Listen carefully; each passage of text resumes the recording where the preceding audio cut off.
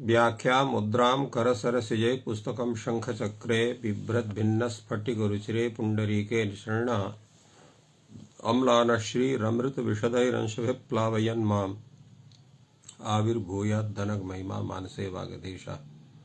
कृष्णाय वासुदेवाय हरये परमात्मने प्रणतक्लेशनाशाय गोविन्दाय नमो नमः।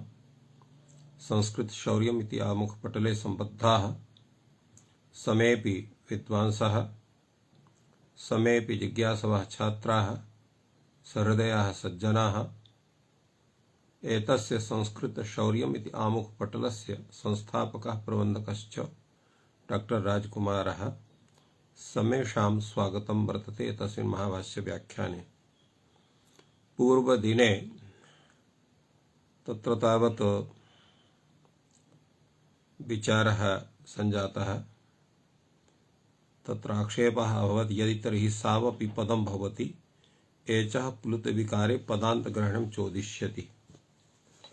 एतस्मिन् विचारप्रसङ्गे आगतं यदा एवं भवति स्वादिषु इति योगविभागायः तत्र किं स्यात् सर्वः इत्यत्र वर्तते तो सर्वसु इत्यवस्थायां सु इति परे स्वादि परे सर्व इत्यस्य पदसंज्ञा स्यात्।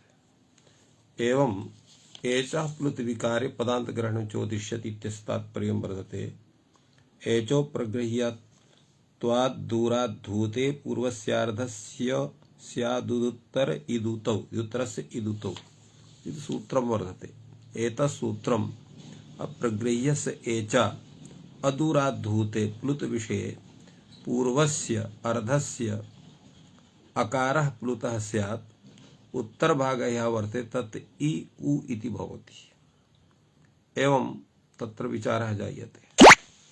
अत्रापि तत्र भद्रं करोषि गौः इत्यत्र अत्र ग घटकस्य अकारस्य औ इत्यत्र यः पूर्वभागः अकारः तत्र प्लुतः स्यात् अथ च उ इति स्यात् तन्न भवेत् अत्र तस्मिन् क्रियमाणेपि अत्र प्राप्नोति।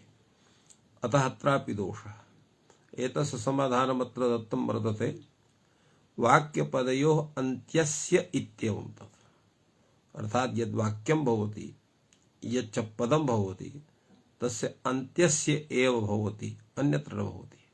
गौरित्यत्र औकारः यः वाक्यस्य अन्ते वाक्यस्य अन्तः न भवति इति अत्र उदुतौ न भविष्यतः। फलतः अत्र कश्चन दोषः नास्ति इति तत्र भाष्यकारः समाहितवान्। किन्तु अत्र दोषः स्यात्। इह तर्हि दधिसेचौ दधिसेचः इति सात् पदाद्यो हि पदादिलक्षणः शत्वप्रतिषेधः न प्राप्नोति। कारणं किं वर्तते अत्र दधिसेचौ दधिसेचः इत्यत्र अत्र दधि इत्यस्य सेच इत्यस्य इत्यनेन यः समासः सञ्जातः तत्र प्रत्ययरूपे प्रत्ययलक्षणम् इत्यनेन अत्र एतस्य सेच इत्यस्य पदत्वं स्यात्। तेन सेच घटकः यः सकारः सः पदादि एव भवति। तत्र पदादित्वात् सात् पदाद्यो इत्यनेन शत्वं भवति इत्ययं दोषः। अत्र पदादिलक्षणात् शत्वप्रतिषेधः न प्राप्नोति। भाष्यकारः सात् पदाद्योः इति सूत्रस्यैव अन्यद् व्याख्यानं विदधाति। सः कथयति पदस्य आदिः पदादिः पदादिर्न इति एतस्य पदाद्योः इत्यस्य व्याख्यानं नास्ति। अपितु पदात् आदिः पदादिः पदादिर्न इत्येवं भविष्यति। तो अत्र दधिसेच इत्यत्र पदात् आदिः इति पदादिः इति मत्वा अत्र पदात् आदिर्नास्ति इति कृत्वा अत्र सात् पदाद्योः इति निषेधः भवितुमर्हति इत्येवं रूपेण समाहितवान्। तदा उच्यते चेत् सात् पदाद्योः इत्यत्र पदात् आदिः पदादिः इत्युच्यते तत्र एवं न करणीयं भवति। कथम् इहाय प्रसज्येत् ऋक्षु वाक्षु त्वक्षु कुमारीषु किशोरीषु कः दोषः अत्र स्यात् तावद् विचार्यते। अत्र ऋच शब्दात् वाच शब्दात् त्वच शब्दात् कुमारी शब्दात् किशोरी शब्दात् सप्तमी बहुवचने अत्र सुप् प्रत्यय। तो सुप परे रिच इत्यस्य वाच इत्यस्य त्वच इत्यस्य कुमारी इत्यस्य किशोरी इत्यस्य एतेषां सर्वेषां पदसंज्ञा स्यात्। तेन पदात् परः अत्र सु भवति। रिच इति पदात्, वाच इति पदात्, त्वच इति पदात्, कुमारी इति पदात्, किशोरी इति पदात्। तो यह सु घटकः सकारः सः पदात् परः भवति। अतः पदात् परत्वात् पदस्य आदिर्नास्ति इति कृत्वा अत्रापि सात् पदाद्वितेन षत्व प्रतिषेधः प्राप्नुयात्, अत्र षत्वं न स्यात् इति कश्चन दोषः अत्र दत्तः। अतः पदात् आदि पदादिः एवं रूपेण तस्य व्याख्यानं न कर्तुं शक्यते। एवं रूपेण अत्र कश्चन दोषः दत्तः। तस्य समाधान विषये भाष्यकारः वदति सात् प्रतिषेधो ज्ञापकः। सात् पदाद्यो इति सूत्रेण यः अत्र निषेधः भवति सः ज्ञापयति स्वादिषु पदत्वेन येषां पदसंज्ञा न तेभ्यः प्रतिषेधो भवति। अर्थात् अत्र पदत्वेन सुप्तिगन्तं पदमिति सूत्रेण यस्य पदसंज्ञा भवति तस्यैव ग्रहणं क्रियते। यस्य च स्वादिष्व सर्वनामस्थान इति सूत्रेण पदसंज्ञा क्रियते तस्य ग्रहणं न क्रियते। अत्र ऋक्षुवाक्षु इत्यदौ तत्र यत् पदत्वं वर्तते स्वादिष्वर्नामस्थाने इति सूत्रेण पदत्वं वर्तते। अतः तेषां ग्रहणम् अत्र न करणीयं भवति। स्वादिषु पदत्वेन येषां पदसंज्ञा न तेभ्यः प्रतिषेधः, तेषां तत्र प्रतिषेधः एव भवति। फलतः ऋक्षुवाक्षु तत्र कुत्रापि न दोषः। किन्तु अन्यत्र दोषः भविष्यति। कुत्र? बहुसेचौ बहुसेचः। अत्र बहुच प्रत्ययः वर्तते। बहुच प्रत्ययः अत्र पूर्वं वर्तते। फलतः अत्र सेचौ इति यः सेच इति घटकः यः सकारः तत्रापि पदत्वं स्यात्। तो पदात् आदि पदादिः इति उच्यमाने अत्रापि तत्र सिच घटकस्य सकारस्य षत्वस्य प्रतिषेधः न प्राप्नोति। अत्र षत्वं स्यात्। तर्हि किं करणीयं? भाष्यकारः एतस्मिन् विषये वदति। अत्र पंक्तिः वर्तते भाष्यकारस्य ये तर्हि बहुसेच बहुसेच इत्यत्र बहुच अयं प्रत्ययः अत्र पदात् आदि पदादिः पदानि इत्युच्यमानेऽपि न सिद्ध्यति, अर्थात् अत्र षत्वं स्यात् इत्यर्थः। एवं तर्हि उत्तरपदत्वे च पदादिविधौ एवं अत्र न्यासः क्रियते।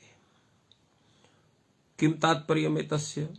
लुमता लुप्ते प्रत्यय लक्षणं भवति इति वक्ष्यामि। तन्नियमार्थं भविष्यति पदादिविधौ एव न पदान्तविधौ। अर्थात् लुमता लुप्ते प्रत्यय लक्षणं भवति इति वक्ष्यामि। कुत्र भवति? तन्नियमार्थं भविष्यति पदादिविधौ एव, अर्थात् पदादिविधौ एव तत्प्रवर्तते न पदान्तविधौ। यत्र पदान्तविधौ तत्र एतस्य प्रवृत्तिर्न भवति। एतस्य व्याख्यानम् उद्योतकारः अत्र विदधाति। इदानीं प्रत्याख्यानप्रकारस्य गौरवदुर्गेयत्वाभ्याम् अयुक्तत्वं मनसि निधाय लाघवाय न रहित वचन पाठमाह। एवं तर्हि अर्थात् उत्तरपदत्वे च पदादिविधौ एतस्य प्रत्याख्यानं क्रियते, अर्थात् एतत् न स्वीक्रियते अत्र। तो अत्र एवं तर्हि उत्तरपदत्वे च पदादिविधौ एवं रूपेण तस्य स्वीक्रियते। अत्र न पदान्तविधौ इत्यस्य व्याख्यानं विदधाति उद्योतकारः पदान्तस्थानिके विधौ इत्यर्थः, अर्थात् पदान्तस्थानिके विधौ प्रत्ययलोपे प्रत्ययलक्षणम् इति न प्रवर्तते इत्यर्थः। तो न घटित वार्तिकस्यापि अत्रैव प्रवृत्तिः व्याख्यानात् एद फलत्वात् वा। तो न घटित अर्थात् अपदादिविधौ इति यद् वाक्यं वर्तते तस्य अत्रैव पर्यवसानं वर्तते। अर्थात् अत्र पदान्त विधौ एतत् सूत्रस्य प्रवृत्तिर्न भवति, पदादिविधौ एव प्रवृत्तिर्भवति इत्यर्थः। तत्र प्रश्नः भवति, भवतु न यत् व्याख्यानं भवतः कृतं, किन्तु बहुसेचौ बहुसेच इत्यत्र यः अत्र विचारः भवति यत् अत्र षत्वं प्राप्नुयात्, तर्हि एतस्य समाधानं कथं स्यात्? कथं बहुसेचौ बहुसेच इति? अर्थ तथा उच्यते अत्र यतो हि समासः अत्र नास्ति। तो समासाभावात् अत्र उत्तरपदत्वं नास्ति, नात् पूर्वपदत्वं वर्तते। अतः अत्र अपदादित्वं सिद्ध्यति, तेन अत्र दोषः नास्ति इति नागकैयटः समाहितवान्। एतस्य विषये भाष्यकारः स्वमतेन समाधानं विदधाति। बहुच पूर्वस्य च पदादिविधौ एव, अर्थात बहुच पूर्व इति पदादिविधौ तत् पदान्त विधौ वर्तते। फलतः अत्र अपदादि स्थितत्वात् अत्र एतस्य अनेन तत्र सात् पदार्थ इति सूत्रेण निषेधस्य प्राप्तिर् भवति, अर्थात अत्र षत्वं नैव जायते। एवं रूपेण अत्र समाधानं जातं। फलतः अत्र न कश्चन दोषः। अत्रापि कश्चन नूतनः विचारः भवति।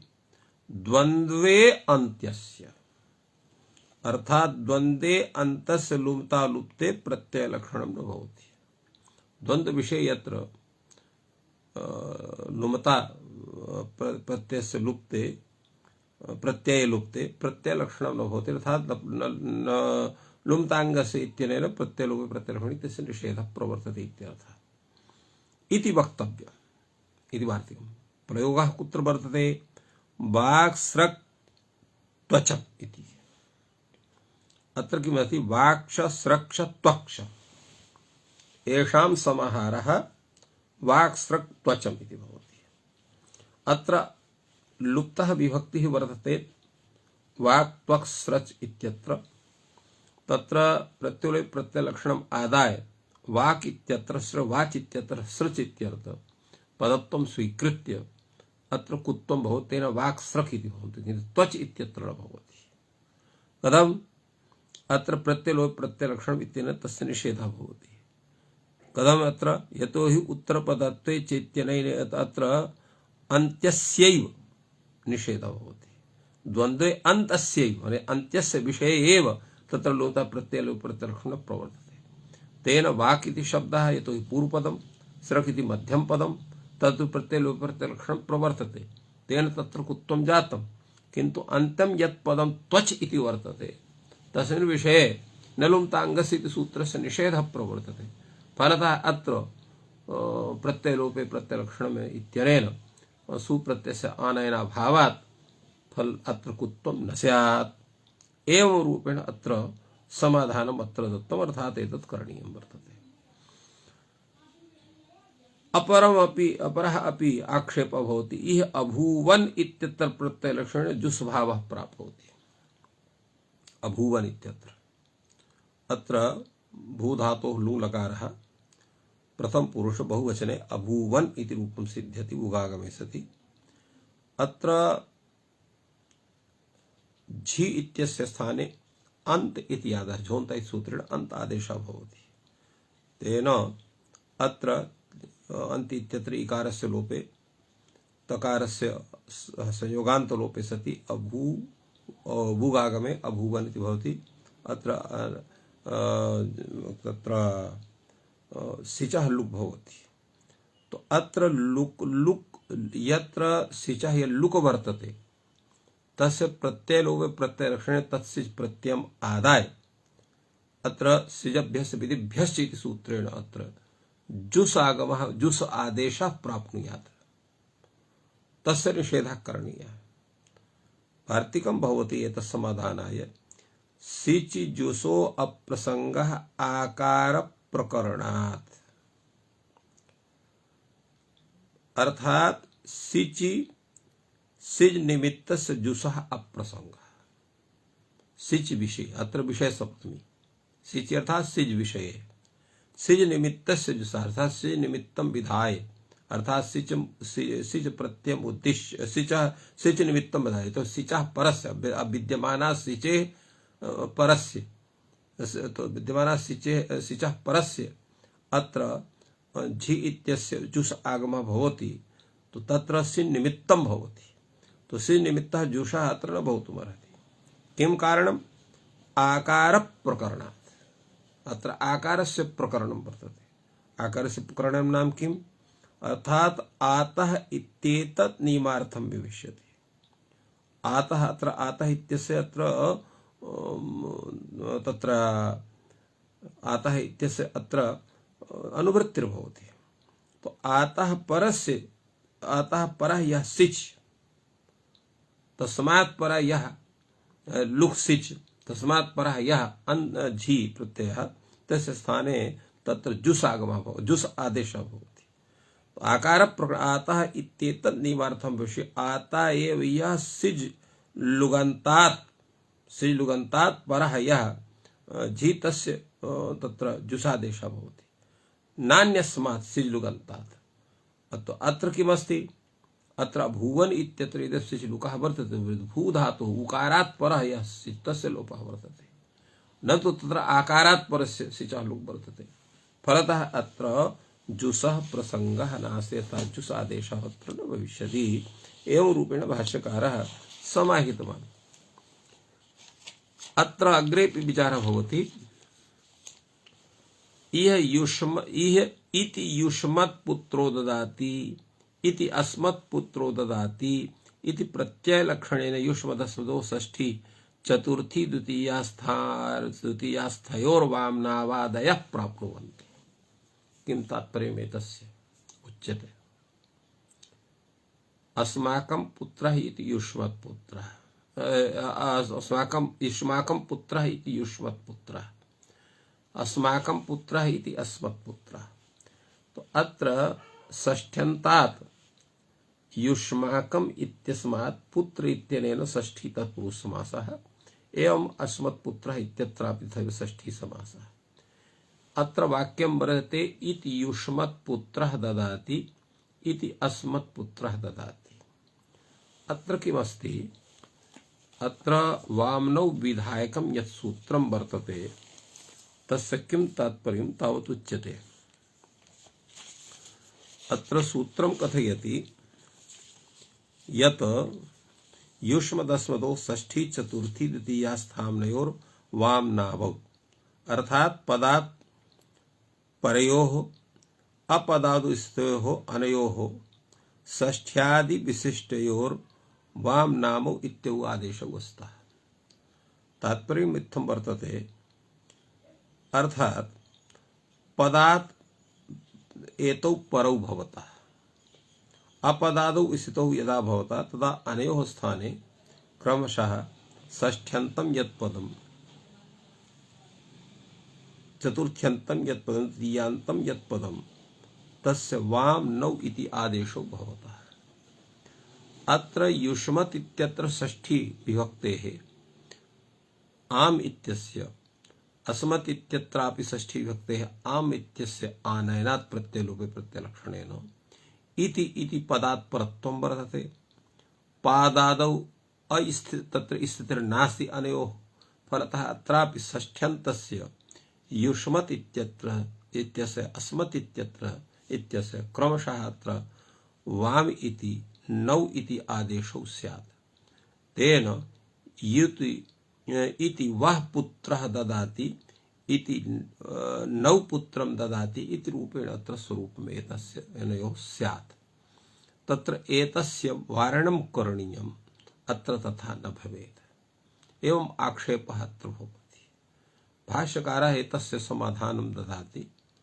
युष्मदस्मदो स्थग्रहणात्, अर्थात् स्थग्रहणं तत्र क्रियते। स्थग्रहणम् इत्यत्र क्रियते इत्यस्य किं नाम्नेन, अर्थात् श्रूयमाण विभक्ति विशेषणं विज्ञास्यते। यदा स्थग्रहणं भवति तदा श्रूयमाण विभक्ति विशेषणम्, अर्थात् श्रूयमाण विभक्ति यस्मिन् युष्मत् शब्दे अस्मत् शब्दे भवति तादृशस्य पदात् परस्य अपदादौ स्थितस्य युष्मत् शब्दस्य स्मत् शब्दस्य षष्ठ्यन्तस्य चतुर्थ्यन्तस्य द्वितीयान्तस्य तत्र वामनौ इति आदेशो भवतः। एवं रूपेण अत्र विचारो भवति। युष्मत् तत्र इति युष्मत् पुत्रो ददाति इति अस्मत् पुत्रो ददाति इत्यत्र स्मत् शब्दात् या विभक्ति आम विभक्ति, अस्मत् शब्दात् अपि या आम विभक्ति सा श्रूयमाण विभक्तिर्नास्ति, तो तस्य लुक् वर्तते।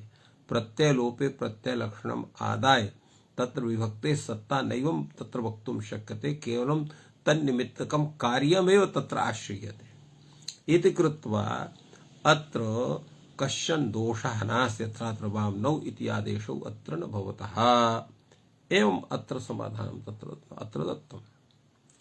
पुनः अत्र विचार्यते अस्ति अन्यत् स्थग्रहणस्य प्रयोजनम्, अर्थात भवान् कथयति स्थग्रहणात् श्रूयमाण विभक्ति विशेषणात् तत्र श्रूयमाण विभक्ति यत्र वर्तते तत्र युष्मदस्मदोः षष्ठ्यन्त चतुर्थ्यन्त द्वितीयान्तयोः अत्र वामनौ इति आदेशो भवतः, किन्तु अत्र स्थग्रहणे तत्प्रयोजनं नास्ति। तर्हि किं प्रयोजनं वर्तते? सविभक्तिकस्य वामनावौ आदेशा यथा स्युः। अर्थात् सविभक्तिकस्य भवन्तु, निर्विभक्ति केवल युष्मत् शब्द से केवल अस्मत् वामनवो आदेशो न भवताम्, अपितु विभक्तिस्थस्य सविभक्तिकस्य वामनावौ इति आदेशो भवतः भवेताम्।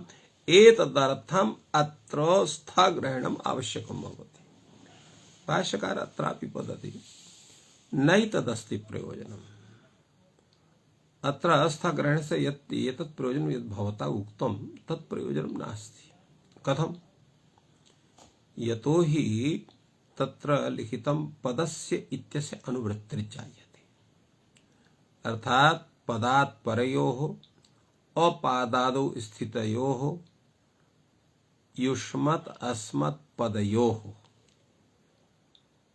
अत्र वामनौ इति आदेशो भवतः पदस्य इत्यधिकारात्। तो पदत्वं तो सुप्तिगन्तं पदं, तेन षष्ठ्यन्तं यत् पदं, द्वितीयान्तं यत् पदं, चतुर्थ्यन्तं च यत् पदं, युष्मत् रूपम् अस्मत् रूपं, तयोः स्थाने एव क्रमशः वामनौ इति आदेशो भवतः। फलतः अत्र अत्र अन्तरेणापि स्थग्रहणं सविभक्तिकस्यैव भविष्यति।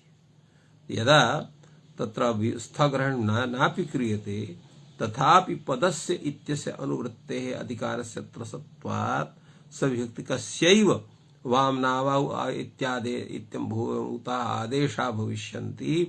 एतदर्थं स्थग्रहणस्य प्रयोजनं नास्ति।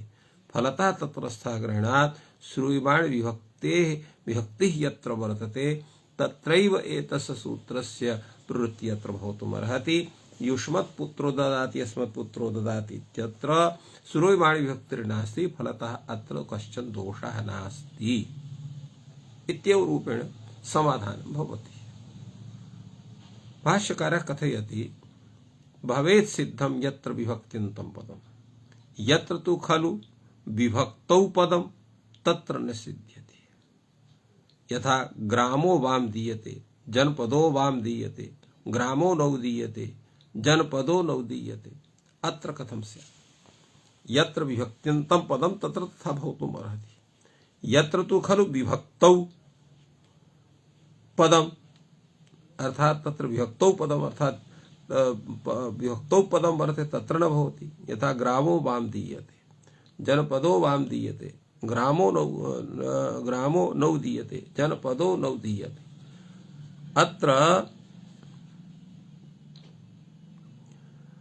अत्र विभक्तौ पदं वर्तते। यद् विभक्ति परे पदत्वं वर्तते, तो विभक्ति परे यत् पदत्वं विभक्तौ पदं न विभक्तौ परे यत् विभक्तित्वं वर्तते तत्र किं स्यात्? तर्हि कथम् अत्र भवितुमर्हति? अत्रोच्यते। भाष्यकारः एतस्य सम्यक् समाधानं वदति। सर्वग्रहणमपि प्रकृतम् अनुवर्तते, अर्थात् सर्व इति शब्दस्यापि यत्र ग्रहणं भवति तेन किम् आयातं? तेन सविभक्तिकस्यैव भविष्यति। यः सविभक्तिकः यः शब्दः एवं भूतः वर्तते तस्यैव भविष्यति, अन्यस्य न भविष्यति। अत्र प्रश्नः भवति सर्वग्रहणं कथं भवति अत्र? यतोहि अत्र सर्वग्रहणस्य तु स्वरूपं नास्ति, तर्हि सर्वग्रहणस्य कथं तत्र सर्वग्रहणम् अत्र स्यात् इति प्रश्नः। तत्र उच्यते अत्र अनेकाल्त्वात् सर्वादेशत्वे लब्धे अत्र एवं तत्र अत्र सर्वग्रहणम् अनेकाल् सर्वस्य इति इत्यस्मात् मण्डूकप्लुतिन्यायेन अत्र सर्वस्य इत्यस्य ग्रहणं भवति इति तात्पर्यं तत्र अत्र भविष्यति। तत्र कारणमित्थं वर्तते सर्वग्रहणस्य, यतोहि अयं तत्र अनेकाल आदेशः वर्तते, तो अनेकाल सर्वादेशत्वं स्वयमेव सिद्ध्यति। पुनः अत्र सर्वग्रहणं यद् अनुवृत्तं वर्तते तत् षष्ठ्यन्तत्वेन विपरिणम्यमानं सर्वस्य प्रयोगार्हस्य विभक्त्यन्तस्य अस्थानिवत्वं तत्र भवति। तत्र प्रयोगार्हस्य सर्वस्य विभक्त्यन्तस्य अस्थानित्वं भवति, न केवलं प्रकृतेः, न केवलं प्रत्ययस्य या प्रकृति प्रत्ययान्तस्य शब्दस्य तत्र एवं नास्ति। अत्र सर्वस्य विभक्त्यं प्रयोगार्थः यस्य प्रयोगः अन्यत्र कर्तुं शक्यते एवं भूतस्य पदस्य सर्वस्य ग्रहणं भवति इति एवं रूपेण एतस्य विचारः भवति। तो एवं अत्र समाधानं जातम्। अन्यः अपि दोषः अत्र आयाति। कस्य दोषः? तत्र प्रयोगः वर्तते चक्षुष्कामं याजयाञ्चकार इति तिङ्-तिङ्गः इत्यस्य निघातः तस्माच्च अनिघातः प्राप्नोति। चक्षुष्काम याजयाञ्चकार अत्र ण्यन्त यज धातोः लिटि याजयाञ्चकार इति रूपं भवति। सामान्येन चक्षुष्काम याजयाञ्चकार इत्यत्र चक्षुष्कामम् इत्यत् पदं सुबन्तं वर्तते, अतिगन्तं वर्तते। तो अतिगन्तात् परं यत् तिगन्तं पदं तद् अनुदात्तं भवति, सर्वानुदात्तं भवति तिङ्-तिङ्गः इति सूत्रेण। किन्तु अत्र स्वरूपं भिन्नं स्यात्। चक्षुष्कामं याजयाञ्चकार इत्यत्र याजयाम् इत्यत्र याजि धातोः यतो यत्र लिट् लकारः अनन्तरं तत्र अनेकास्त्वात् अत्र आम् भवति। आमः इत्यनेन लिटः लुक् भवति। तस्य लुकः इति शब्देन लुप्तस्य लिटः प्रत्ययलक्षणम् आदाय अत्र याजयाम् इति तिङन्तत्वं स्वीक्रियते। तेन चक्षुष्काम इत्यस्मात् अतिगन्तात् पदात् परस्य याजयाम् इत्यस्य अत्र सर्वानुदात्तत्वं स्यात्, किन्तु चकार इत्यस्य न स्यात्। यदि चकार इति यत् पदं वर्तते तत्र याजयाम् इत्यगन्तात् परं वर्तते, न तु अतिगन्तात् परं वर्तते। फलतः याजयाम् इत्यत्र तु सर्वानुदात्तत्वं स्यात्, चकार इत्यत्र न स्यात् इति दोषः। एवं रूपेण अत्र दोषः दत्तः।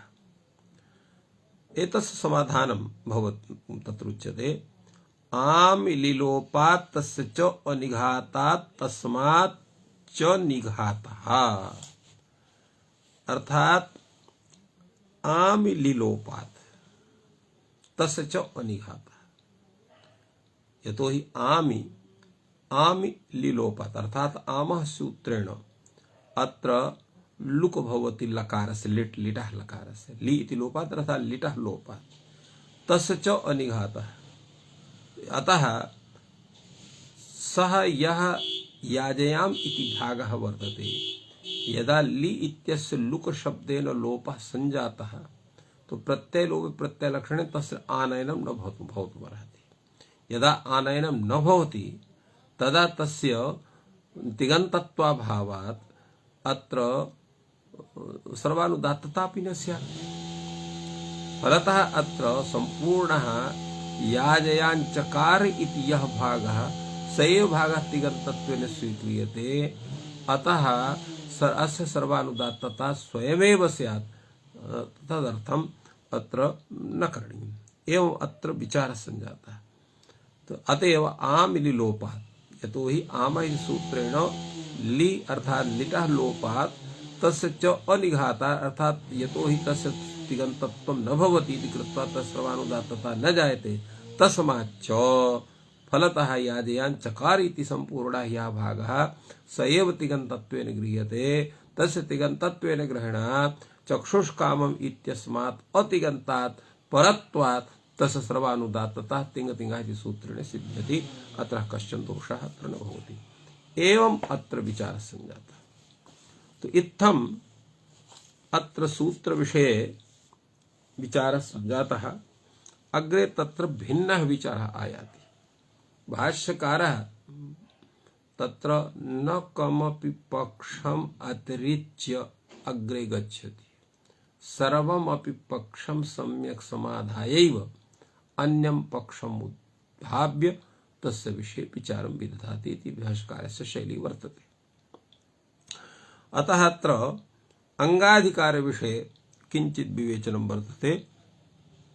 किमस्ति तावत् अंगाधिकारः इतः विधि प्रतिषेधौ, अंगाधिकारे इतः विधि प्रतिषेधौ न सिद्ध्यतः, अर्थात विधिरपि न स्यात् प्रतिषेधः अपि न स्यात्। एवं कथं न भवति? यतो हि अत्र अंगकार्यं, तत्र लुम्ता शब्देन लुप्ते तन्निमित्तकम् अंगकार्यं न स्यात् इति सूत्रार्थः पूर्वं भवद्भिः तत्र श्रुतः समाविश्य कथितः वर्तते, लिखितमपि वर्तते कौमुद्याम्। अंगत अत्र भाष्यकारः तत्र आक्षेपति अंगाधिकारे इतः विधि प्रतिषेधौ न सिद्ध्यतः। कुत्र विधिर्भवति, कुत्र प्रतिषेधः भवति, केन सूत्रेण विधिर्भवति, केन सूत्रेण प्रतिषेधः भवति तावत् उच्यते। अत्र प्रयोगो दत्तौ वर्तेते तत्र जिगमिष संविवृत्स, तो गन्तुम् इच्छति जिगमिषति इति सन्नन्तस्य प्रयोगः।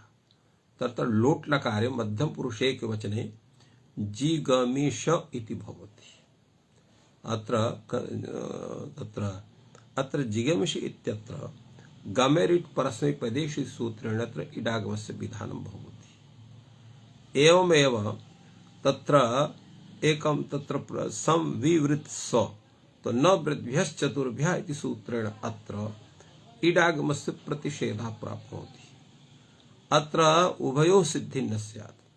कथं न सिद्धिः भवति?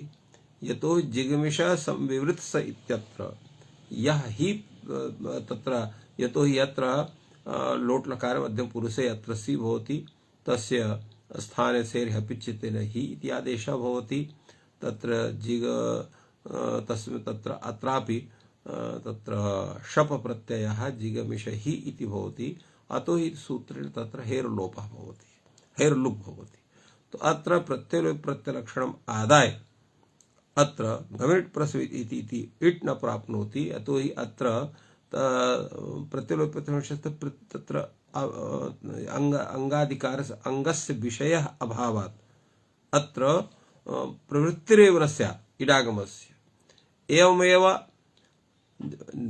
तत्र संविवृत्स इत्यत्रापि इडागमस्य प्राप्तिर् न स्यात्। प्राप्तौ सत्यां निषेधः, यदा प्राप्तिरेव स्यात् तर्हि निषेधः कथं स्यात्? तो विधि प्रतिषेधयोः उभयोः तत्र असिद्धिः संभावितः भवति अंगाधिकारे। अतः अंगाधिकार विषयः अत्र न करणीयः इति कश्चन तत्र प्रश्नः। अपरश्च दोषः दीयते, क्रमः परस्मैपदे, क्रमः दीर्घत्वञ्च। अत्र क्राम्यति क्रमधातोः अत्र श्यन् प्रत्यये सति तत्र लट् लकारः तिप् प्रत्ययः, लट् लकारे तिप् प्रत्यये सति अत्र किं भवति? अत्र क्रमधातोः लिट् लकारे अत्र लट् लकारे तिप् प्रत्यये क्रमति सार्धातुक संज्ञायां जातायाम् अत्र दिवादिभ्यः शन् इति शन् कृते सति क्रमयति इति भवति। अनन्तरम् अत्र अनेन सूत्रेण अर्थात् क्रमः परस्मैपदेषु इति सूत्रेण अत्र दीर्घे सति तो क्राम्यति इति रूपं भवति। अत्र प्रश्नः जायते यत् क्राम्यति अत्रापि क्राम्यति यत् रूपं भवति, तो अत्र क्रमः प्रश्नः अत्र अपक्रमे दीर्घत्वं च, अत्र दीर्घः अपि परस्मैपदेषु इति उच्यते। तो परस्मैपदे विषये अत्र क्रमश्च इति सूत्र क्रमः परस्मैपदे इति सूत्रेण अत्र दीर्घः भवति। अत्र क्रमः दीर्घत्वं च अत्र न सिद्ध्यति। कथं? यतोहि कार्यस्य श्रूयमाणस्य कार्यः कार्यमेव समुच्य उच्यते। अत्र किं स्यात्? अत्रापि इटश्च प्रतिषेधौ विधि प्रतिषेधौ, अत्रापि इडागमस्य विधि प्रतिषेधौ करणीयो। तदा उच्यते नेत्याः, अर्थात अत्र दोषः। कथम? आदेशे अयं चः पठितः क्रमेश्च दीर्घत्वम् उत्क्राम संक्राम इति। तो उत्क्राम संक्राम इति अत्र लोट्लकारस्य प्रथम पुरुष मध्यम पुरुषस्य एकवचनस्य रूपम् उत्क्राम संक्राम इति। अत्रापि दीर्घः भवति। तो अत्र किं स्यात्? अत्र क्रमेश्च अत्र दीर्घत्वम् उत्क्राम संक्राम इति भवति। यतोहि अत्रापि हि इत्यस्य लुक् सति तस्य अभावात् सार्वधातुक तत्र परस्मैपदप्रत्ययाभावात् कथम अत्र दीर्घः इति प्रश्नः। तो तत्र अत्रापि प्रत्ययलोप प्रत्ययलक्षणस्य प्रवृत्तिर्न स्यात्। अतो हि सूत्रेण हे इत्यस्य लुकः सत्वात् तत्र उच्यते अत्रापि अतः क्रमे दीर्घत्व विषयेपि प्रत्ययलोप प्रत्ययलक्षणं प्रवर्तते तत्र स निषेधाय न लुम्ताङ्ग सूत्र न प्रवृत्ति कथनीयम् इत्यर्थः। इति क्रमे दीर्घत्वं च इति तस्य तात्पर्यं वर्तते। अत्र वस्तुतः स्थिति अस्ति एतस्य उल्लेखः यद्यपि सिद्धान्तकौमुद्यादिकं तत्र नास्ति, किन्तु टीकासु वर्तते यस्य विचारः अस्माभिः पूर्वं कृतः। इह किंचित अंगाधिकारे लुप्ता लुप्ते प्रत्ययलक्षणे भवति किंचान्यत्र न भवति। अर्थात अंगाधिकारे लुप्ता लुप्ते प्रत्ययलक्षणे किंचित अर्थात किंचित कार्यं भवति। किंचित कार्यं नाम इष्टं यत् कार्यं, इष्टं यत् कार्यं तत् अंगाधिकारे लुप्ता लुप्ते प्रत्ययलक्षणे भवति। प्रत्ययलोप प्रत्ययलक्षणे सूत्रस्य तत्र प्रवृत्तिर् जायते, न लुप्ताङ्गस्य इति प्रवृत्तिर्न भवति। अन्यत्र किंचित् च अन्यत्र न भवति। यथा तत्र इत् प्रत्यय विषये नित् प्रत्यय विषये कित् प्रत्यय विषये यत्र नित्यादि नित्यं इति सूत्रेण स्वरस्य कर्तव्यता भवति तस्मिन् विषये न लुप्ताङ्गस्य इति निषेधस्य प्रवृत्तिर् तत्र जायते, तेन प्रत्ययलोप प्रत्ययलक्षणम् इत्यस्य प्रवृत्ति तत्र न भवति इति तात्पर्यम्। अनेन अत्र विचारः भवति। तो अत्र एतस्मिन् विषये अत्र किं करणीयम्? भाष्यकारः कथयति न लुम्ताङ्गस्य इति सूत्रं न करणीयम्, अपितु तस्य भिन्न रूपेण स्वरूपम् उपस्थापनीयम्। तो किञ्चित् स्वरूपं तस्य स्यात् न लुमता तस्मिन् इति सूत्रस्वरूपं भवतु। अर्थात् न लुम्ताङ्गस्य इत्यस्थाने न लुमता तस्मिन् इति सूत्रस्य स्वरूपं स्यात्। एतस्य अर्थः कः स्यात्? तो लुमता यो लुप्तः प्रत्ययः तस्मिन् यत् कार्यम् आंगम अनांगम वा। अर्थात लुमता शब्देन लुप्तः यः प्रत्ययः तस्मिन् अर्थात तस्य विषये विषय सप्तमी यत्र वर्तते। तो तस्य विषये यत् कार्यम् यत् निमित्तकं यत् कार्यम् तत् कार्यम् आंग कार्यं वा भवतु अनांग कार्यं भवतु। तो तत्सर्वं कार्यम् अत्र भवति। अर्थात तत्र न लुम्ताङ्गस्य इति निषेधस्य प्रवृत्तेः सत्वात् तत्र प्रत्ययलोपे प्रत्ययलक्षणं न प्रवर्तते इत्यर्थः।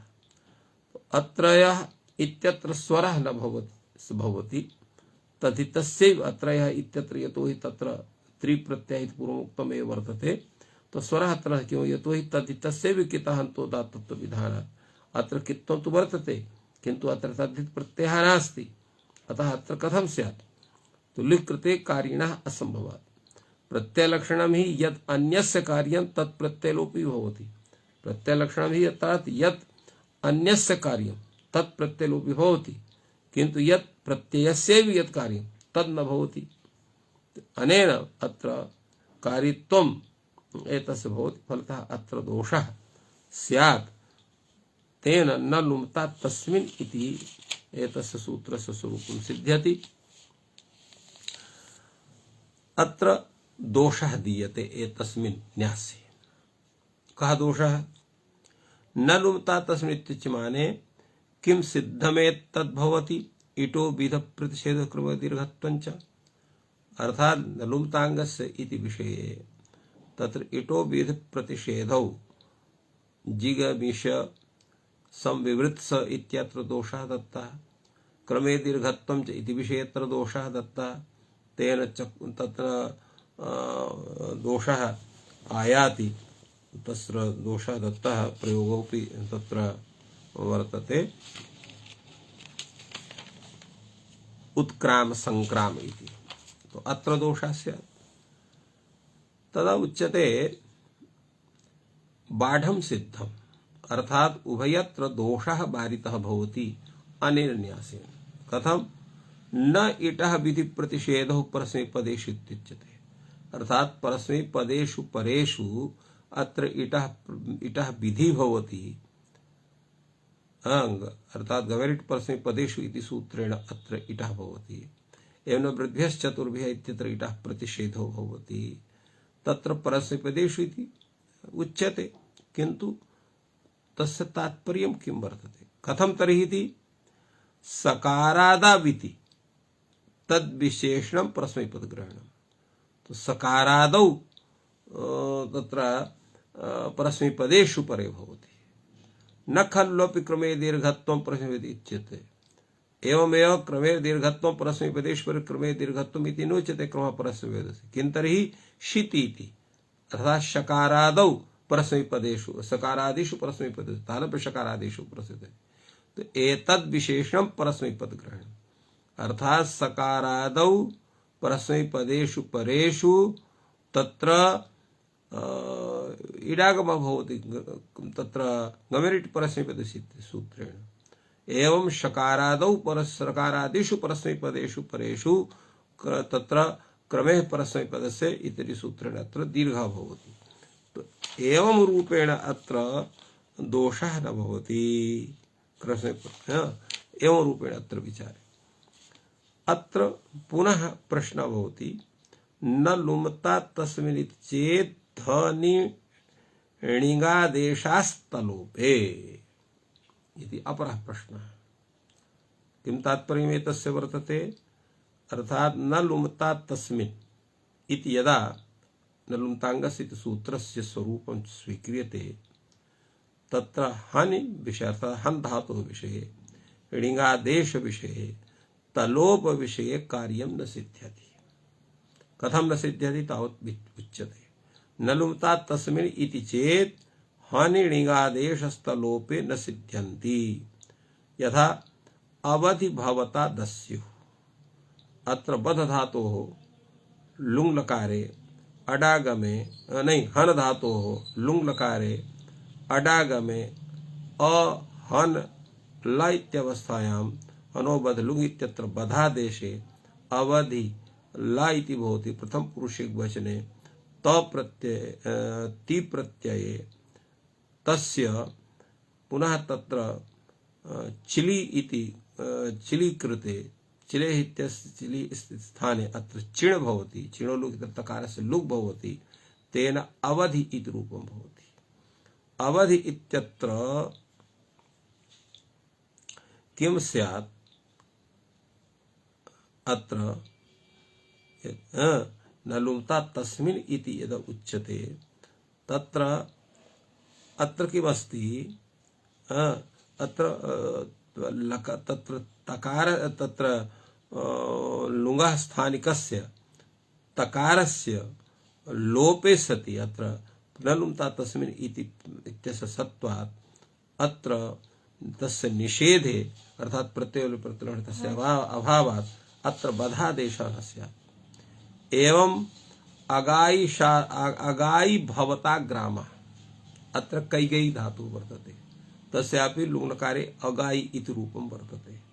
तो अगाई भवता ग्रामः इत्यत्र अत्र णिङ् प्रत्ययः, तो णिङ् यः वर्तते तस्तद् विषयकं यत् कार्यं तन्न भविष्यति।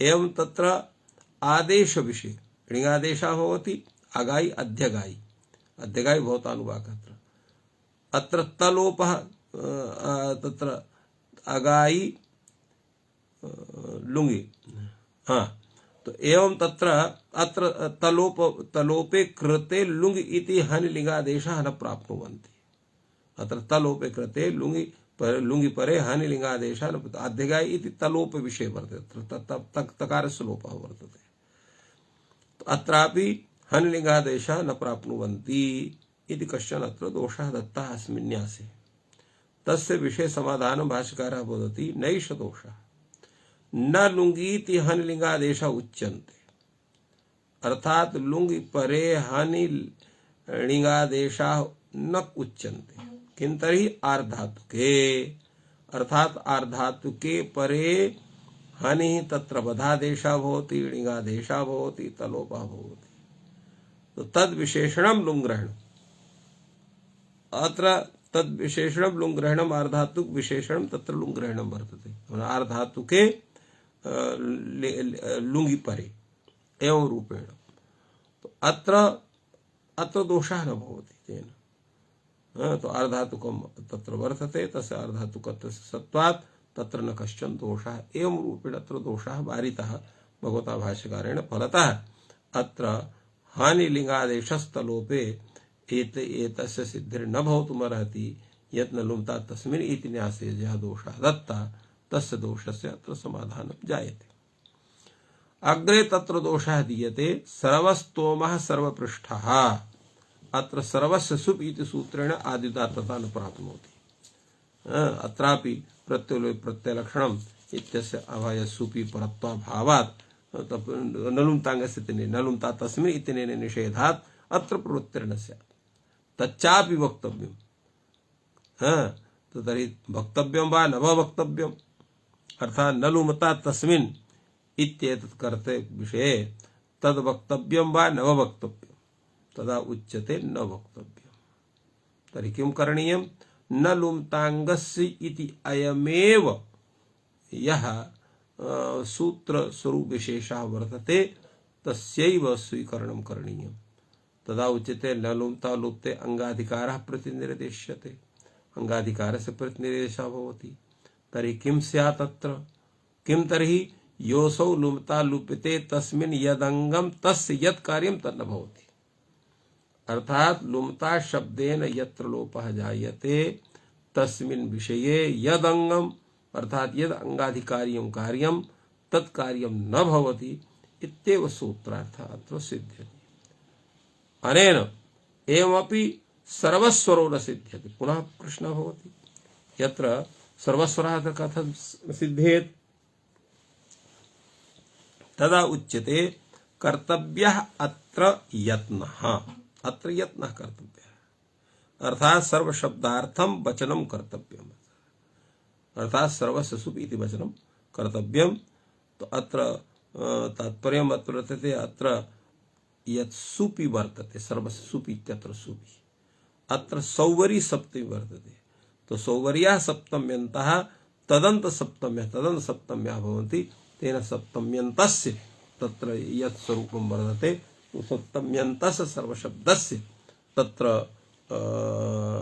स्वरकार्यं भवति एवं रूपेण अत्र समाधानं भगवता भाष्यकारेण एतस्य सूत्रविषये दत्तं वर्तते इत्थं लुम्ताङ्गस्य इति सूत्रविषये अनेके विचाराः अत्र सञ्जाताः कुत्र प्रत्ययलक्षणस्य प्रत्ययर्भवति कुत्र न भवति लुम्ता तस्मिन् इति न्यासे कः दोषः तस्य वारणं कथं भवति तत् तस्य रूपं वक्तव्यं वा न वा वक्तव्यं तद् भूयान् विचारः एतस्मिन् सूत्रे सञ्जातः अग्रे सूत्रं वर्तते अलोन्त्यात् पूर्व उपधा तो एतस्य वृत्तिः वर्त भवति सिद्धान्तकौमुद्याम् अन्त्यादलः पूर्ववर्ण उपधा संज्ञा स्यात् एवं रूपेण अत्र एतस्य यद्यपि तत्र वृत्तिविषये विचारः भवति अन्त्यादलः पूर्ववर्ण उपधा संज्ञा स्यात् किन्तु अत्र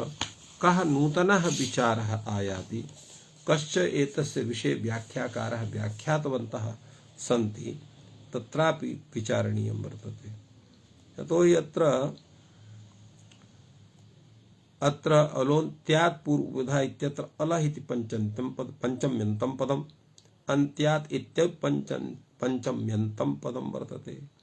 पूर्वः इति शब्दः यः वर्तते सो प्रथमान्तः उपधा इति यः वर्तते सो प्रथमान्तः तेन अन्त्यात् अलः पूर्वः वर्णः उपधा संज्ञः स्यात्। उपधा इति संज्ञा यस्य सः उपधा संज्ञः एवं रूपेण तत्र सूत्रार्थः वर्तते। अत्र अन्त्यात् पूर्वम् इति कथने तत्र शिष्टः इत्यत्र शास् इति यः भागः आस् इति संघात रूपः तस्य दन्त्यात् पूर्वस्य श इत्यस्य उपधा संज्ञा स्यात्। अतः अन्त्यात् पूर्वम् इति न कथ्यते अन्त्यात् अलः पूर्वः एवं रूपेण उच्यते। तेन अत्र दोषः न भवति। एवं पूर्वः अल् इति यदा उच्यते तर्हि अन्त्यात् सकारात् अलः पूर्वस्य श इति समुदायस्य उपधा संज्ञा स्यात्। तेन तदपि न उच्यते। एवमेव अलोन्त्य इति परिभाषा आकारस्यैव इत्येवत्वं स्यात्। तदर्थम् अत्र अन्त्यात् अलः पूर्ववर्ण उपधा संज्ञा स्यात् इति उच्यमाने शासिदं हलोः इत्यत्र शा घटकः यः अकारः तस्यैव स्थाने इद्भावः भवति। तेन शिष्टः शिष्टवान् एवं भूताः तत्र प्रयोगाः सिद्ध्यन्ति। एवं विचारः अत्र संजातः। अत्रापि नानर्थकिलोन्त्य विधि ऋणभ्यास विकारे इति परिभाषा विषयेपि अग्रे विचारः भाष्ये भविष्यति। तादृशो विचारः भवति। अत्र एतस्य सूत्रस्य विषये तत्र एकः शब्दः अत्र आगतः उपधा इति शब्दः। उपधा इति शब्दस्य तत्र तावत् किं तस्य परिष्कारः भवति इति विषयेपि टीकाकारैः तस्य विषये कथितं वर्तते। समुदाय विशिष्टत्वम् उपधात्वम्। तत्र वैशिष्ट्यञ्च स्वघटकत्व स्वघटकान्त्यालव्यवहित पूर्वत्व इति उभय संबन्धे। अत्र स्वं समुदायः तद घटकत्वं तत्र भवति। यथा शासिदं खिलो तथा शासित शा घटकस्य अकारस्य उपधात्वं जायते। तेन श घटकस्य यः आकारः सः शास् इति समुदाय घटकः भवति। तस्य समुदायस्य समुदाय घटकः यः अन्त्यवर्णः कः भवति सकारः भवति। शास् इत्यत्र अन्त्यः सकारः। तो सः अन्त्याल यः वर्तते तदव्यवहित पूर्वत्वं कुत्र वर्तते शा घटकस्य आकारस्य वर्तते। तर्हि तस्य उपधा संज्ञा भवति। एवं रूपेण एतस्य विचारः अत्र जायते। भाष्यकारः अत्र विषये पूर्वं प्रश्नं विदधाति किदम् अलग्रहणम् अन्त्यविशेषणम्। अर्थात् अत्र अलग्रहणं कस्य विशेषणं वर्तते। तत्र अन्त्यात् अलः इति भवतु एवं रूपेण अर्थः करणीयः अथवा भिन्न रूपेण तस्य विचारः करणीयः। किमिदम् अलग्रहणम् अन्त्यविशेषणम्। अन्त्यविशेषणं तात्पर्यं किं वर्तते। अर्थात् अन्त्यविशेषणम् अत्र अलग्रहणम् अन्त्यविशेषणम् अर्थात् अन्त्यं विशेषणं यस्य तत् अन्त्यविशेषणम्। अर्थात् अन्त्यात् अलः एवं रूपेण तस्य रूपं स्यात् अथवा अलः अन्त्यात् इति रूपं स्यात् इति विचारः वर्तते।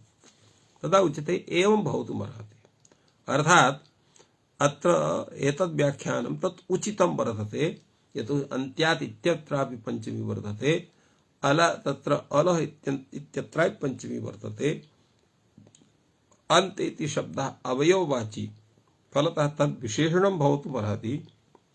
अतः अन्त्यात् अलः एवं रूपेण अत्र विशेष विशेषण भावः स्वीकरणीयः। इत्थम् अतएव भाष्यकारः एवं भवितुमर्हति एवं रूपेण व्याख्यातवान्। अग्रे तत्र वार्तिकं वर्तते उपधा संज्ञायाम् अलग्रहणम् अन्त्यनिर्देशाश्चेत् संघात प्रतिषेधः। एतस्य विचारः अत्र तत्र अधिकः वर्तते। अल्पीयसा समयेन तत्र न कर्तुं शक्यते इति कृत्वा अत्र विरम्यते। सर्वेभ्यो नमः। जयतु संस्कृतं जयतु भारत।